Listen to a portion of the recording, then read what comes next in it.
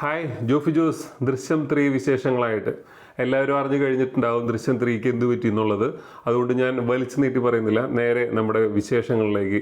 നമ്മൾ tooth പേസ്റ്റിന് tube എടുത്തിട്ട് ഇങ്ങനെ ഞെക്കി പിഴിഞ്ഞ് അവസാനമാകുമ്പോഴേക്കും അമ്മിക്കല്ലിലൊക്കെ വെച്ച് ഇടിച്ചിടിച്ചിടിച്ച് ഇങ്ങനെ പിരിച്ച് അവസാന തുള്ളി വരെ ഇങ്ങനെ എടുക്കുന്ന ഒരു സ്വഭാവക്കാരാണെങ്കിൽ നമുക്ക് ഈ സിനിമേനെ അങ്ങനെ ഉപമിക്കാം. അപ്പം അങ്ങനെ പിരിച്ച് അമ്മിക്കല്ലോട്ട് ഇടിക്കുമ്പോൾ അപ്പുറത്തുനിന്ന് ഇപ്പുറത്തൊക്കെ പൊട്ടി പേസ്റ്റൊക്കെ ഇതിലേക്ക് ഉള്ള പേസ്റ്റ് ഇതിലേക്ക് പുറത്ത് ചാടി കൈമയ്ക്കായി നാശകോശാവാറില്ലേ? അല്ലെങ്കിൽ എന്താ മലയാളത്തിൽ വേറെ പഴഞ്ചൊല്ല്, കുളിപ്പിച്ച് കൊച്ചില്ലാണ്ടാവുക. എനിക്ക് അങ്ങനെയൊക്കെയാണ് ജിത്തു ജോസഫ് ഈ പടത്തിനെ അണിയിച്ചൊരുക്കിയതായിട്ട് തോന്നിയത്. കുറ്റം പറയരുതല്ലോ. ലാലേട്ടൻ്റെ ബർത്ത്ഡേ അത് പ്രമാണിച്ച് നേരത്തെ തുടങ്ങിയ ഷോ എല്ലാവരും ആസ്വദിച്ച് നാട്ടിൽ കുറേ ആൾക്കാർക്ക് മിക്സ്ഡ് റിവ്യൂ ആണ്. എനിക്ക് തോന്നുന്നു ഇപ്പോൾ എല്ലാ പടങ്ങൾക്കും അങ്ങനെയാണ്. ഞാൻ കുറേ പടങ്ങൾ നല്ലതെന്ന് പറയുമ്പോൾ ആ പടങ്ങൾ ബാക്കിയുള്ളവർക്ക് ഇഷ്ടപ്പെടുന്നില്ല, അല്ലെങ്കിൽ ചിലർ നല്ല മോശമെന്ന് പറയുന്ന പടങ്ങൾ ബാക്കിയുള്ളവർക്ക് ഇഷ്ടപ്പെടുന്നു. അങ്ങനെ തന്നെ പറഞ്ഞുകൊള്ളട്ടെ. എനിക്ക് ഈ പടം ദൃശ്യം 1 ദൃശ്യം 2 ദൃശ്യം 3 അങ്ങോട്ടും ഇങ്ങോട്ടും ഒന്നും കമ്പയർ ചെയ്യാൻ പറ്റുന്നില്ല. ബിക്കോസ് ദൃശ്യം 1 തന്നെയാണ് ഏറ്റവും നല്ലത്. ദൃശ്യം 2 കുഴപ്പമുണ്ടായിരുന്നില്ല. ദൃശ്യം 3 അങ്ങോട്ട് ഞെക്കി അതിനെ ഞെരുക്കി അവിടെ നിന്ന് ഇവിടുന്നൊക്കെ തുറപ്പിച്ചിട്ട് കുറേ ലോജിക്കില്ലായ്മകളും ക്വസ്റ്റ്യൻ മാർക്കുകളൊക്കെ ഇങ്ങനെ മുഴുവൻ പൊന്തി നിൽക്കുന്ന ഒരു കഥ. അല്ലെങ്കിൽ നമ്മൾ ഫസ്റ്റ് സിനിമ മുതൽ നമുക്കിപ്പോൾ ഈ സിനിമയെ കുറിച്ചുള്ള റിവ്യൂ എല്ലാവരും നിങ്ങൾ അറിഞ്ഞിട്ടുണ്ടാവും. പക്ഷേ ഞാൻ പറയുന്നത് ദൃശ്യം 3 കഴിഞ്ഞിട്ട് ദൃശ്യം 4ലേക്കും കൂടെ ഒരു ചവിട്ടുപടി വെച്ചിട്ടാണ് ഈ പടം അവസാനിപ്പിക്കുന്നത്. ദൃശ്യം 4ലേക്ക് എത്തുമ്പോഴെങ്കിലും എനിക്ക് തോന്നുന്ന കുറച്ച് കാര്യങ്ങൾ ഞാൻ പറയുകയാണ്. ജിത്തു ജോസഫ് ആൻഡ് ടീം ശ്രദ്ധിക്കേണ്ട കുറച്ച് കാര്യങ്ങൾ. നമ്മൾ ദൃശ്യം 1 വർഷങ്ങൾക്ക് മുമ്പ്, ഇപ്പോൾ എത്രയോ 10 വർഷത്തിന് മേലെയായില്ലേ, അന്നത്തെ സെറ്റപ്പ് അല്ലല്ലോ ഇപ്പോൾ.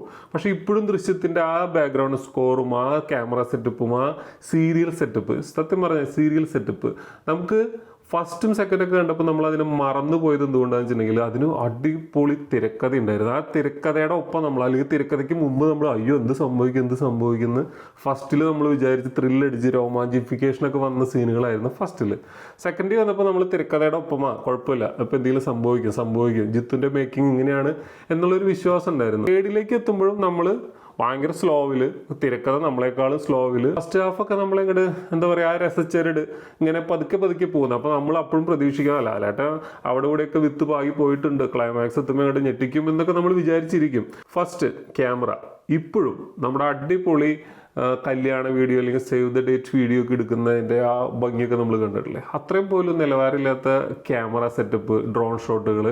സതീഷ് കുറുപ്പാണ് ഇതിൻ്റെ ഛായാഗ്രഹണം. ജിത്തു ജോസഫിൻ്റെ സ്ഥിര ആൾക്കാർ തന്നെയാണ്, അവരെ സെയിം ടീമൊക്കെ തന്നെയാണ്. പക്ഷെ നമുക്ക് ഒരു ഫ്രഷ്നെസ് തോന്നിക്കാത്ത സിമ്പിൾ ഈ സീരിയൽ സെറ്റപ്പ്, ക്യാമറ വർക്ക്, നമുക്ക് അതിലൊന്നൊരു പുതുമ തോന്നാത്തതുകൊണ്ട് നമുക്ക് ഇന്നത്തെ കാലത്ത് മുമ്പത്തെ സിനിമകൾ നമുക്ക് അങ്ങോട്ട് മറന്നേക്കാം, അതിൽ നല്ല തിരക്കഥ ഉണ്ടായിരുന്നു. പക്ഷേ ഇതിലൊക്കെ അതൊക്കെ ആയിട്ട് മുഴച്ച് നിൽക്കുകയാണ്. നമ്മൾ ഒരു ഷോട്ട് എനിക്ക് ഭയങ്കര മോശമായിട്ട് തോന്നിയത് എന്താ വെച്ചിട്ടുണ്ടെങ്കിൽ, ഒരു ഫാമിലി ആയിട്ട് ഒരു വണ്ടി കയറി ഇരിക്കുമ്പോൾ ക്യാമറ ഇവിടെ ഇരിക്കുക കേട്ടോ. അതായത് ഇവരൊക്കെ ഈ സൈഡിൽ ഒരു ഭാഗത്ത് ഇവരുള്ളൂ, ബാക്കി സ്ക്രീൻ വെറുതെ ഇട്ടേക്കുക. അവിടെ ബാക്കിൽ ഒരു ജീപ്പ് കിടക്കുന്നത് കാണിക്കാൻ വേണ്ടി ചെയ്തതായിട്ടോ. പക്ഷെ അതൊന്നൊരു പുതുമയും ശരിക്കും ഒരു അങ്ങനെ സെറ്റപ്പില്ലായ്മ. എനിക്ക് തോന്നുന്നു ഇവർ തന്നെ നിർമ്മാണമായതുകൊണ്ട് ചിലവ് ചുരുക്കാൻ വേണ്ടിയിട്ട് കുറേ പരിപാടികൾ.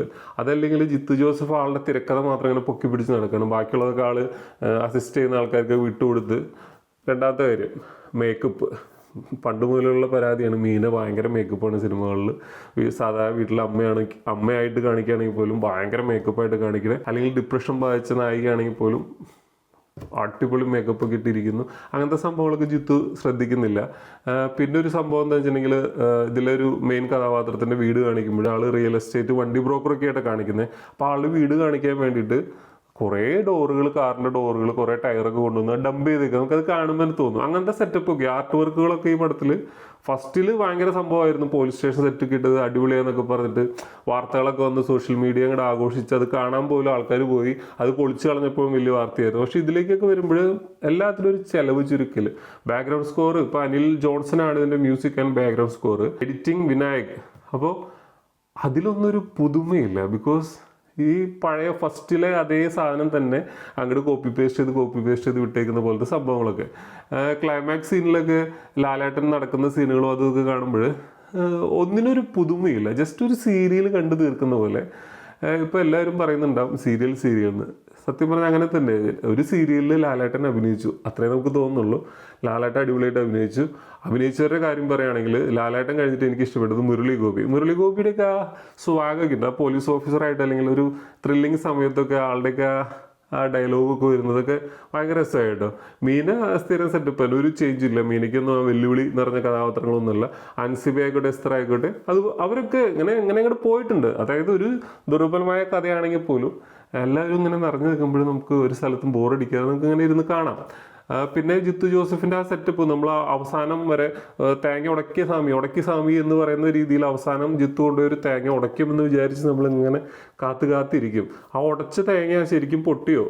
എനിക്കിപ്പോൾ തോന്നുന്നൊരു കാര്യമായിട്ട് ഞാൻ ആലോചിച്ചപ്പോൾ ഈ ലോജിക്കില്ലായ്മ പല സ്ഥലത്ത് ഇങ്ങനെ പൊന്തി വന്നതുകൊണ്ട് ഞാൻ ആലോചിക്കുക, ഈ പടത്തിൻ്റെ ക്ലൈമാക്സിൽ ഒരു ക്യാമറ അവിടെ ഉണ്ടായിരുന്നെങ്കിൽ ഈ പടത്തിൻ്റെ ക്ലൈമാക്സ് ഇങ്ങനെ നീട്ടി വലിച്ച് പറയേണ്ടി വരുമോ എന്ന് എനിക്ക് തോന്നുന്നു. കണ്ടവർ പറയട്ടെ, ഒരു CCTV ഉണ്ടെങ്കിൽ ഇതിൻ്റെ ക്ലൈമാക്സ് ലോജിക്കില്ലായ്മ നിങ്ങൾക്ക് മനസ്സിലാവുമെന്നൊന്ന് ആലോചിച്ച് നോക്കണേ. അപ്പോൾ ഇത്രയൊക്കെ ഉള്ളൂ എനിക്ക് പറയാനായിട്ട്. ദൃശ്യം 1ഉം 2ഉം കണ്ട് ആ നിർവൃതി അടഞ്ഞവർ ഈ സിനിമയിലും രോമാഞ്ചിഫിക്കേഷൻ ഉണ്ടാവും, അല്ലെങ്കിൽ സീറ്റിൻ്റെ തുമ്പത്തിരുന്ന് നഖം കടിച്ച് കാണേണ്ട പടമാണെന്നൊക്കെ വിചാരിച്ച് പോവുകയാണെങ്കിൽ സോമൻ അല്ലെങ്കിൽ ശശിയായിട്ട് തിരിച്ചു വരേണ്ടി വരും. അതല്ല, വെറുതെ ഒരു ഇമോഷണലി കണക്റ്റ് ആയിട്ട് സിമ്പിളായിട്ടൊക്കെ ഇരുന്ന് കണ്ട് ലാലേട്ടൻ്റെ ബർത്ത്ഡേ ഇല്ലേ, അപ്പോൾ നമുക്ക് ലാലേട്ടന് സിനിമ കണ്ട് ലാലേട്ടൻ്റെ സന്തോഷത്തിലും കൂടെ നമുക്ക് പങ്കുചേരാം എന്നൊക്കെ വിചാരിച്ച് പോകണമെങ്കിൽ അങ്ങനെ കണ്ട് പോരാവുന്ന പടം. ക്ലൈമാക്സ് എത്തുമ്പോഴേക്കും നമ്മളെങ്ങോട്ട് അയ്യോ അടിപൊളി എന്ന് പറയിക്കുന്ന വാവ് സംഭവങ്ങളൊക്കെ ഒട്ടുമില്ല. അടുത്ത സിനിമയിലെങ്കിലും ആ പുതിയ കാലത്തിലേക്ക് എത്തി നോക്കുന്ന രീതിയിലുള്ള മേക്കിംഗ് സ്റ്റൈൽ കൊണ്ടുവന്നു കഴിഞ്ഞിട്ടുണ്ടെങ്കിൽ പടം ഇത്തിരി കൂടെ ഹൃദ്യമാവുമെന്ന് എനിക്ക് തോന്നുന്നു. പടം മൊത്തത്തിൽ നോക്കുകയാണെങ്കിൽ ഒരു ആവറേജ് മൂവി. ദൃശ്യം 1ഉം 2ഉം പ്രതീക്ഷിച്ച് പോവാതിരിക്കുക. സിമ്പിളായിട്ട് കണ്ട് ഇൻ്റർവെല്ല് വരെയൊക്കെ ഒന്ന് പതിഞ്ഞു പോയിട്ട് സ്ഥിരം പാറ്റേൺ തന്നെ ആളുടെ എൻ്റെ അവസാനം എത്തുമ്പോഴേക്കും ഇങ്ങനെ പോകുന്നൊരു സംഭവമാണ്. അത് 1ലും 2ലും നല്ല നൈസായിട്ട് ആൾ കൈകാര്യം ചെയ്തു. 3ലേക്ക് എത്തുമ്പോൾ അത്രത്തോളം എത്തിയോ എന്ന് ചോദിച്ചു കഴിഞ്ഞിട്ടുണ്ടെങ്കിൽ എനിക്ക് അത്രയായിട്ട് തോന്നിയില്ല. നിങ്ങൾ കണ്ടവരുടെ അഭിപ്രായം പറയുക. ഈ എല്ലാ പടത്തിനും ഇപ്പോൾ മിക്സ്ഡ് റിവ്യൂ വരുന്നതുകൊണ്ട് നമുക്ക് തന്നെ റിവ്യൂ പറയുമ്പോൾ ഒരു പേടിയാണ്. ഞാൻ നല്ലത് പറഞ്ഞാൽ ചിലപ്പോൾ ബാക്കിയുള്ളവർക്ക് ഇഷ്ടപ്പെടണമെന്നില്ല. ഞാൻ പറഞ്ഞ റിവ്യൂ നിങ്ങൾക്ക് കൊള്ളാം, സത്യമാണ് പറഞ്ഞത് എന്ന് തോന്നുകയാണെങ്കിൽ നമ്മുടെ ചാനൽ സബ്സ്ക്രൈബ് ചെയ്യുക. അപ്പോൾ ഇത്രയേ ഉള്ളൂ. ലാലേട്ടൻ്റെ ബർത്ത്ഡേ ആയതുകൊണ്ട് അന്ന് കിട്ടിയൊരു സമ്മാനമാണ്. ഞങ്ങളുടെ ഇംഗ്ലണ്ട് ലീഡ്സിൽ ഫസ്റ്റ് ഷോയ്ക്ക് ഞാൻ പോയത് ഒരു 3:30 ഷോ ആയിരുന്നു. വലിയ തിയേറ്ററിൽ ഞങ്ങൾ 6 പേരുണ്ടായിരുന്നുള്ളൂ. മലയാളികളൊക്കെ ഇങ്ങനെ പണി കഴിഞ്ഞ് തിരിച്ചെത്തുന്ന സമയം. ഇവിടെ സാധാരണ മലയാള സിനിമ വരുന്നത് വൈകിട്ട് ഒരു 7 മണി ആ നേരത്താണ്. അപ്പോൾ എല്ലാവരും ആ നേരത്തെ ഷോ പ്രതീക്ഷിച്ച് ആ നേരത്തെ ബുക്ക് ചെയ്തതെന്ന് തോന്നുന്നു. ഞങ്ങൾ 6 പേര് നിന്നിട്ടാണ് വലിയ തിയേറ്ററിലിരുന്ന് സിനിമ കണ്ടത്. പക്ഷേ എല്ലാവരും സിനിമ തിയേറ്ററിൽ പോയി തന്നെ കാണുക. നമ്മുടെ ലാലേട്ടൻ്റെയൊക്കെ ബർത്ത്ഡേ അല്ലേ. അപ്പോൾ അടുത്ത സിനിമയെങ്കിലും ഇതിനേക്കാൾ അടിപൊളിയായിട്ട് ഉണ്ടാക്കാനായിട്ട് ജിത്തു ജോസഫിനും ടീമിനും സാധിക്കട്ടെ എന്ന് പറയുന്നു. പടം മോശമായിട്ടില്ല. ഒരു ആവറേജ് മൂവി കാണാനുള്ള സന്തോഷത്തിൽ, ലാലേട്ടൻ്റെ ബർത്ത്ഡേ എന്നുള്ള സന്തോഷത്തിൽ പോയി കാണുക. ആരും നിരാശപ്പെടേണ്ടി വരില്ല. ഇത്രയേ ഉള്ളൂ പറയാനായിട്ട്. ഒരു ജംഗ്ഷന് വേണ്ടിയിട്ട് ജോഫി ജോസ്.